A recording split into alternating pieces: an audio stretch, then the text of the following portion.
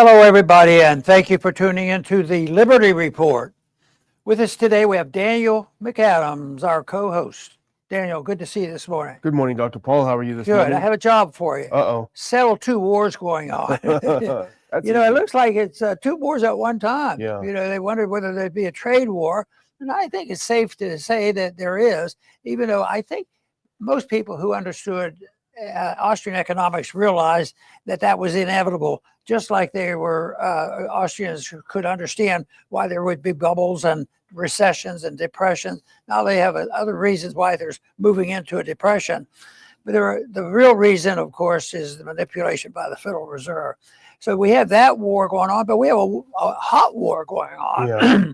Just two minor nations, U.S., we have a few weapons that we can use. And then also the Chinese. They've been working their way up the ladder, but we're still the kingpins. If you never realize it, we're always crying about, how much more money we have to spend on military. Like yesterday, we talked about the first $1 trillion DOD budget, and next year it might be $2 trillion.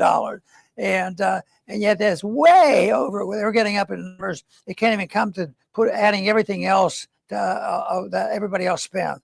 And we ended up, but there is escalation. There's a lot in the news, and the one article here that I have, U.S.-China brawl takes center stage in global trade war. There certainly has. It's right up there, and the numbers are pretty startling.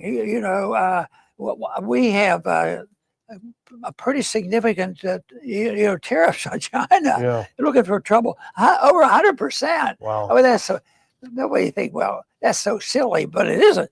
It's stupid, I think, more than silly. And then also, China's trying to keep up, but they're up to 84%. So I would suggest that it wouldn't take a genius to figure out that type of talk is going to interfere in trade and the finances, and add on to that to the correction necessary for 10, 20 years of misinformation coming from the Federal Reserve. So there's a lot of debt, a lot of malinvestment, and a lot of inflation out there that has to be dealt with. And people are getting nervous. And when you're now, today, it's not a whole lot better. Matter of fact, it's not better at all. They're up, had been up $6 trillion of lost paper assets. And so it's still going up.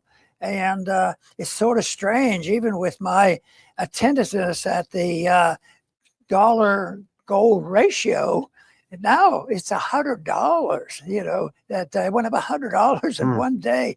So that's a sign there's lots of worrying out there, and it's going to be sorted out.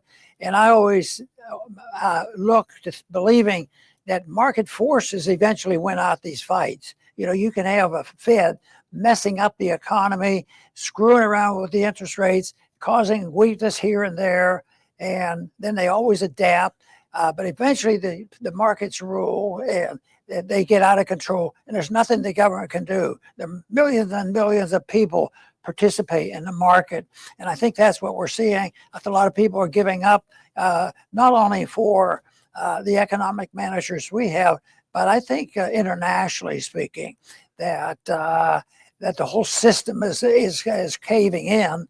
So I think we're going to see this chaos for a long time. I think things are going to get a lot worse, and it shouldn't surprise us. But where the surprise should be is that people who are worried, if they look carefully, they could find out that the solution is not complicated. Yeah. It's fully explainable, but it might be that you have to make some adjustments, like living within our means, and everybody living in with their means, rather than think, oh, we need money, we'll print it. We have trade barriers to overdo, we'll just put on tariffs, all that nonsense. So it's working its way out. But it's not going to be tomorrow. It's not going to be hunky-dory. It seems like there's some jingoism going along here, because they've established the narrative that they're ripping us off. Now the Chinese are ripping us off. The Europeans are ripping us off. Everyone is living high on the hog off of our hard labor and productivity.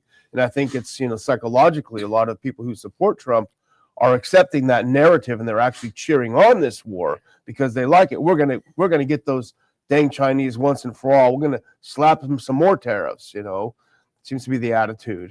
They say that the main thing going on is we're retaliating against a 20-year trade war. We were unfairly treated. Yesterday, I mentioned about the car people. The car companies are in shreds because most of their parts come by imports. Yeah. So they wonder why they're in trouble. But Detroit is once again under the gun because of the interference with the inflation, with all the regulations that they have. They said it's been going on for 20 years, but I keep thinking of the dumb stuff. The car business is obviously very clear cut. All the I don't know what percent, but it looks like most of the parts are imports. So all those prices are going up. How can they deal with that? But the other one is, I think it's a remnant of mercantilism. It's not pure mercantilism, but it is this, that you protect everything. You cling on to your wealth, and you expect to sell stuff, but you never expect to buy stuff, and use up your money. But I try to use the example of bananas. There's a trade imbalance with that. I thought, well, that's right. We buy all our bananas overseas. So there's an imbalance. I was thinking that people who are the radicals, why don't they suggest building huge greenhouses and grow bananas in these greenhouses? To think of how many jobs there would be. Think about the glass makers and all these people are going to make all this money, and we can compete with bananas. And I can guarantee you something. They could raise bananas, but they will not taste as good if they came from Guatemala. And they'll be probably $1 each. Yeah. It seems like there's almost this emotional attachment to a manufacturing America, pre-1980s manufacturing America, that a lot of people are embracing, especially Trump supporters, with the idea that somehow these tariffs will result in them dusting off the factories in Detroit. They're going to polish up these old abandoned buildings. They're going to start, steel mills will rise up again and this sort of thing. And it just doesn't seem realistic. It's maybe attractive, but it doesn't seem realistic. Because even, the founders even recognize that tariffs are, something people use. But if they do that, why this approach here? I consider it bad economics, but I consider it bad diplomacy. So if you wanted to adjust something, why couldn't they introduce it gradually instead of declaring war? This is an economic war that was literally declared by our administration, and that's part of the problem too. Because then you get people they're backed into a corner, and they're not. It'll look like who's going to playing chicken in a way. Who's going to capitulate? And so far, that has not been resolved. And I keep thinking, they will correct things quickly and all that, but it's going to take a long time to do this because there's been a lot of mistakes.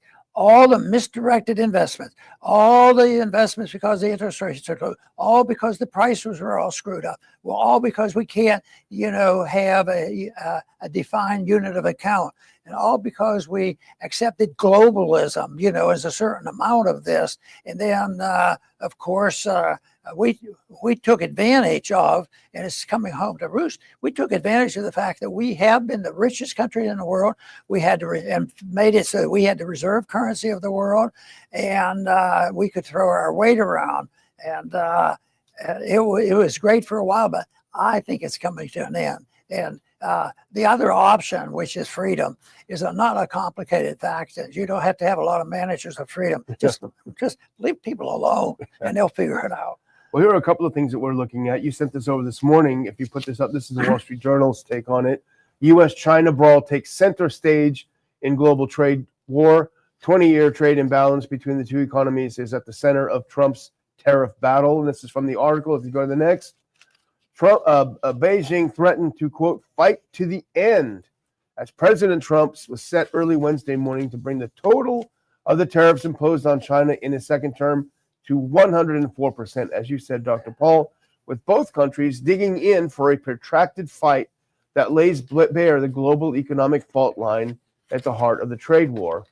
While Trump has dramatically expanded his broadsides over trade to encompass allies and adversaries alike, China remains his foremost target.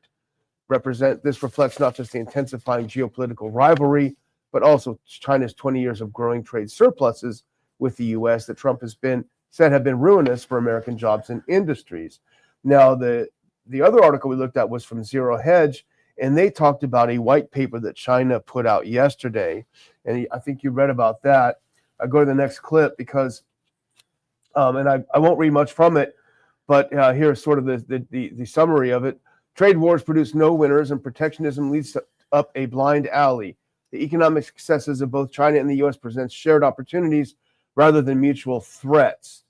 And after that, if you go to the next one, they released this paper, and then right after that, they announced that they were going to get in the game. If you go to that next one, 84% tariffs on the U.S. was their reaction.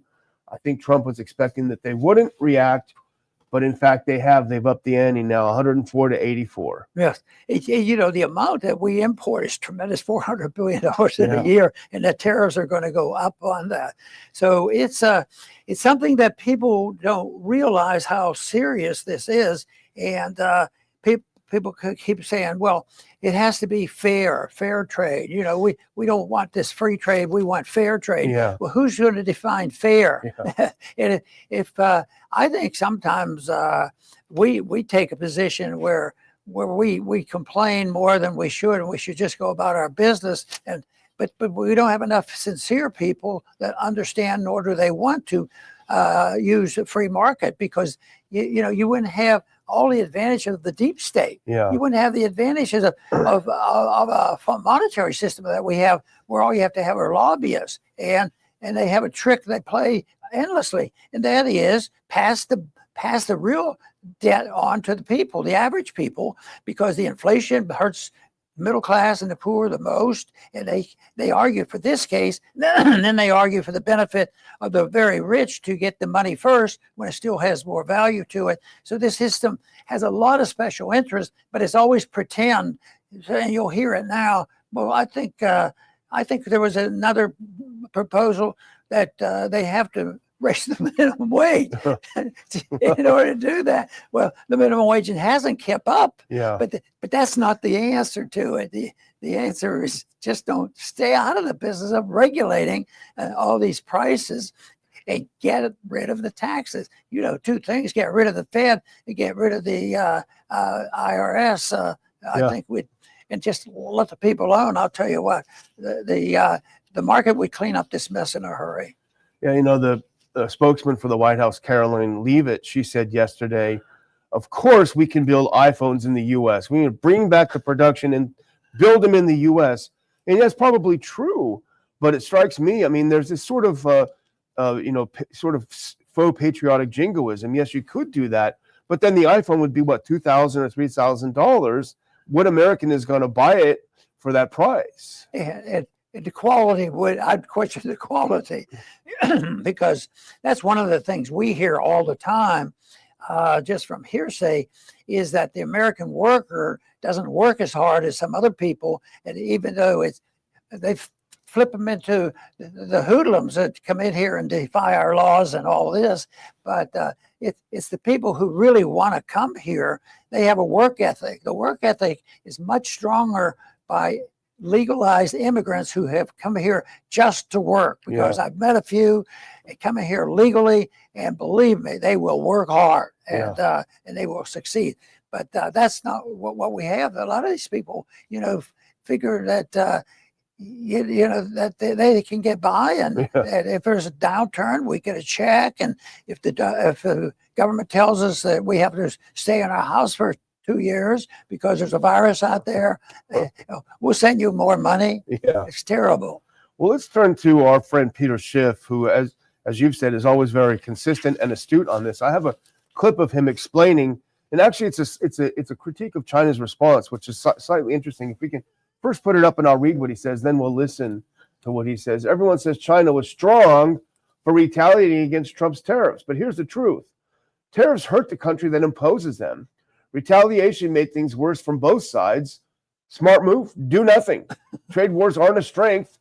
They are self-sabotage. Now let's listen to him explain that, full screen that, and let's listen to Peter Schiff explain it. I think it makes some good points here. foreign markets didn't go down when Trump announced tariffs. They really went down because China retaliated with tariffs of its own, which is a mistake for China to have made. I mean, the best thing that you could do in response to tariffs is nothing, because tariffs always do the most harm to the nation that imposes them. But often politicians responded kind, either because of ego, they want to act tough, or they follow the interest of a special interest, because there are always narrow special interests that benefit from tariffs at the expense of the broader population that suffers. That's always the problem with democracies. And I thought maybe China won't have that problem, because it's not a democracy. And so that should be an advantage in situations like this. Instead, China imposed these retaliatory tariffs to our retaliatory tariffs. So, yeah. Isn't he an example of what I was trying to make the point of? Yeah. Is it's not complicated. Yeah. And he spoke it out there, and it was very clear. And the average person should, understand this. But he's not respected in the universities. He's not going to be a visiting professor and get all the professors to come there and listen. They would excommunicate him or more. Or worse, yeah. Well, I had a couple of charts just to remind people of these last few days with the tariff war rising. This is a month of Dow. We saw something happen in the early part of April here. You see that big downturn. Now go to NASDAQ and see that chart. I'm sure everyone has seen these. You see a big downturn on the NASDAQ. It's similar curves here on both charts. How do you read those, Dr. Paul? What do you say to that here? Continuing? I think it will with ups and downs. Yesterday, I guess there were some ups, and today it's back down again. People have to realize the market does the work, and they have to liquidate the mistakes. And it's just like an individual. If they made a lot of mistakes in their investments, even though they were making money on it early because the stock they bought they thought was going to be great, and the bubble was there, and they made a lot of money. But to liquidate all that, it has to be either salvaged. If it's an individual, sometimes they have to work harder. They have to pay off the debt, and that's painful. The politician there is to prevent pain, and pretend that they can take care of the people. And the people should. Well, I think I should say they don't get this ask enough, but really, Musk and his crew have been asking these questions, that is carried away. And I think a lot of people have it, but just think of the anger that he's incited. I mean, here are the, what they have death threat against Musk. Yeah, it's crazy. The guy's a genius, and all he talked about was get rid of wasted front of you. Yeah. People hate his guts. Flipped out, yeah, it's crazy. Well, the second topic we want to discuss is related. It may not seem obvious, but it is related, and that is Netanyahu's visit yesterday to Trump. Trump again pulled out the chair for Bibi.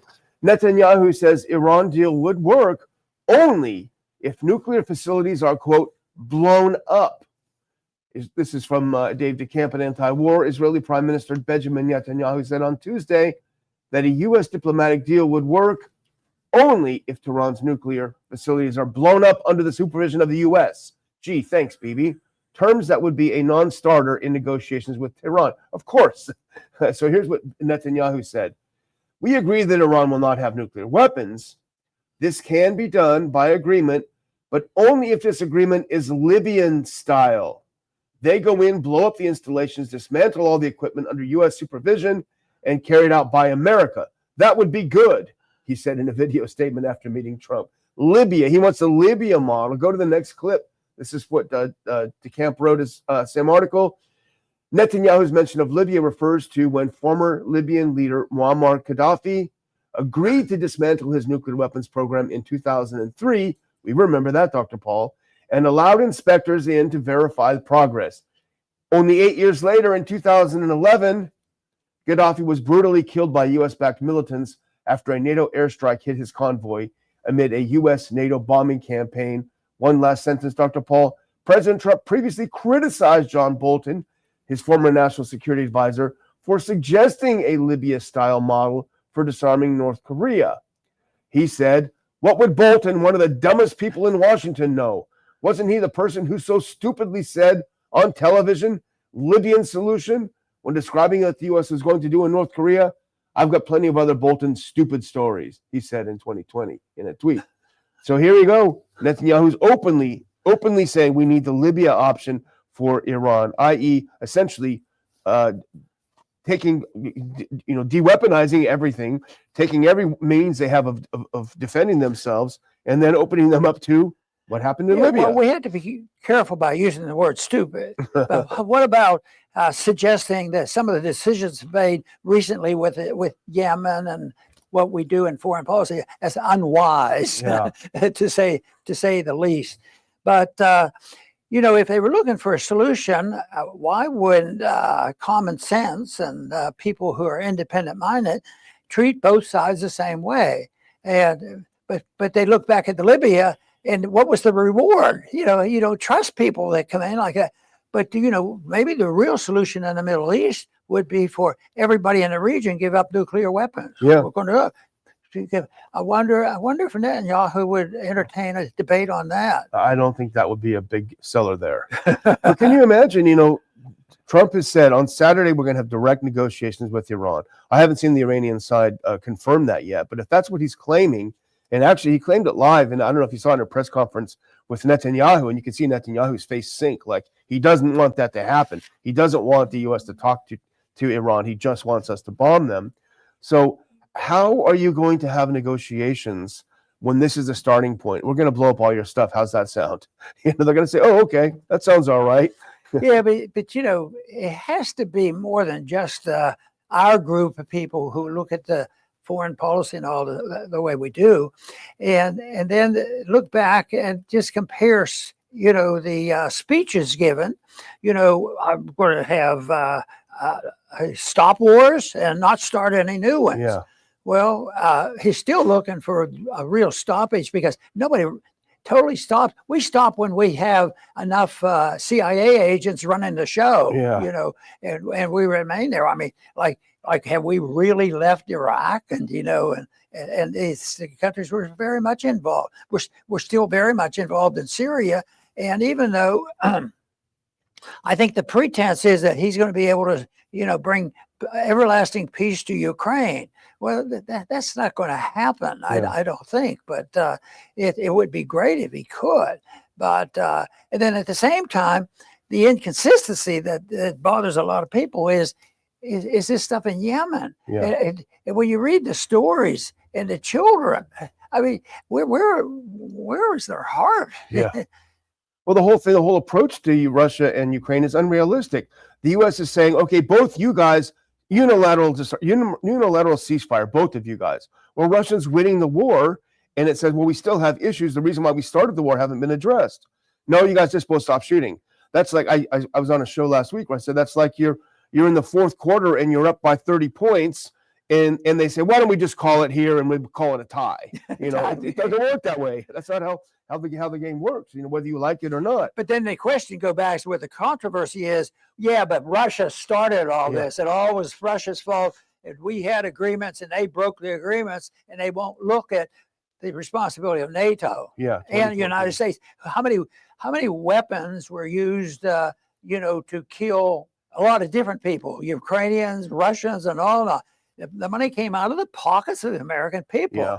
And but it's hard for the people to visualize it, I guess. Oh, what is it, $2 billion that they're going to have? It was $1 billion to have that bombing run on Yemen. Yeah, the first 3 weeks, $1 billion. $1 billion.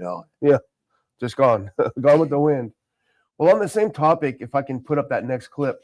Now, if you don't go to RonPaulInstitute.org every day, you should, because we have a couple, 2-3 articles up that I think, and I choose these for the most part myself, that I think really offer some insights, things you won't read anywhere else. And this is someone that I usually post his columns, Alistair Crook. He's a retired British diplomat who I think now is in Beirut.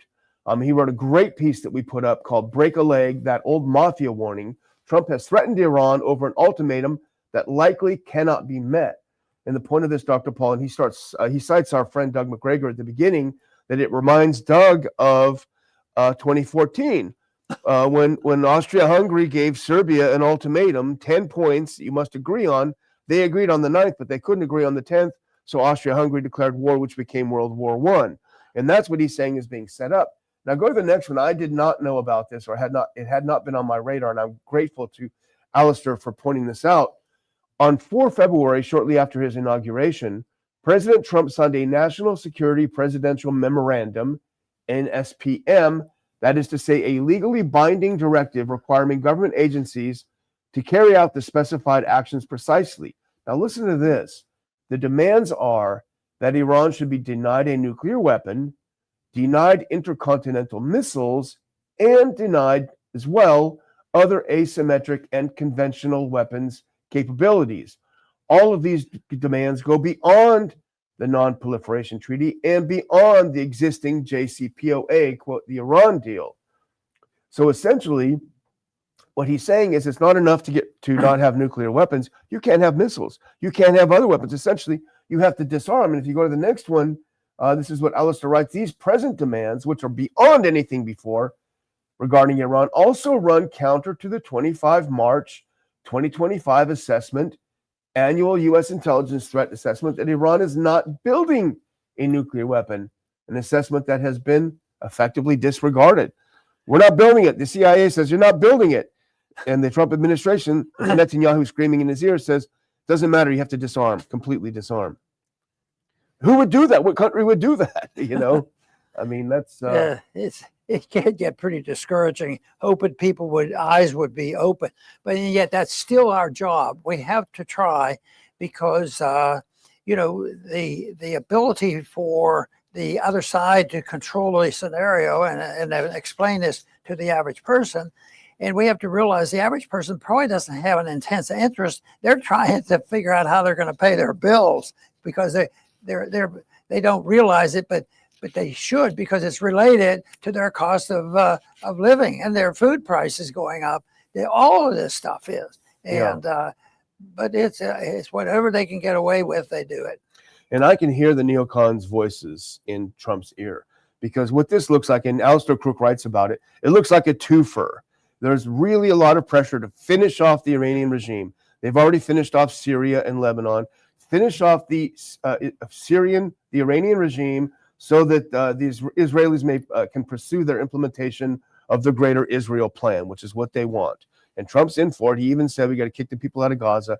So on one hand, they're saying, look, if we take out Iran, Israel can do its Greater Israel project. But also after that, we're going to pivot to China. Get this thing off the list. Check it off the list, and we'll pivot to China.